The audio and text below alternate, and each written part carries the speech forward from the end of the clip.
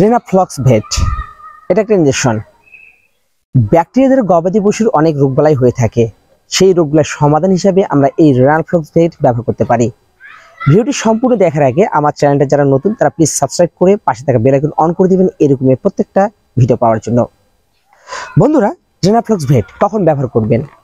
শ্বাসতন্ত্রের সংক্রমণের ক্ষেত্রে আমরা এই রেনাফ্লক্স ভেট ব্যবহার করতে পারি।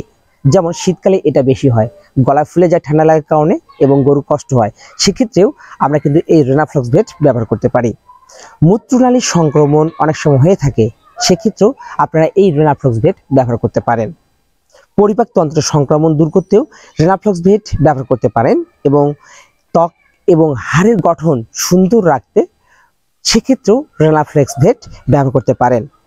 কানের ও নরম কোষের সংক্রমণ রক্ষা করতে রেনাফ্লক্স ভেট ব্যবহার করতে পারেন।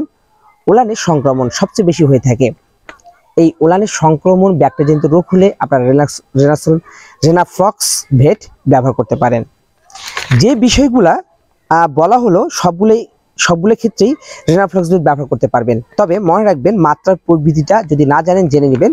মাত্রার প্রবৃদ্ধি সঠিকভাবে না দিলে কিন্তু রোগটা সহজে যায় না। ভিউয়ার্স, আমরা এখন এই রেনাফ্লক্স ভেট মাত্রার প্রবৃদ্ধিটা জেনে নেব, কারণ মাত্রার প্রবৃদ্ধি ভালোভাবে না জানলে কিন্তু প্রয়োগ করতে পারবেন না।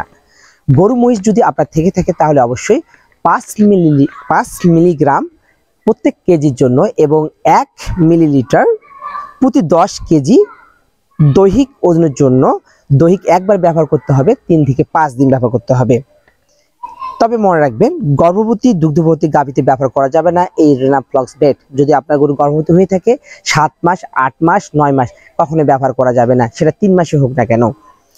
আর এই আপনার যখন দুধ দহন করবেন গাভী থেকে, সেই গাভীকেও এই রেনাফ্লক্স ভেট ব্যবহার করা যাবে না। আপনি যদি এই গরুকে বিক্রি করেন, সেক্ষেত্রে এই গরুটার মাংস 10 থেকে 14 দিন না খাওয়াই ভালো এবং 3 থেকে 6 দিন দুধ না নেওয়াই ভালো। আশা করি বুঝতে পারছেন। যদি বুঝতে না পারেন তাহলে অবশ্যই কমেন্ট করে জানাবেন, আমি ভিডিওটি আরেকবার করার চেষ্টা করব।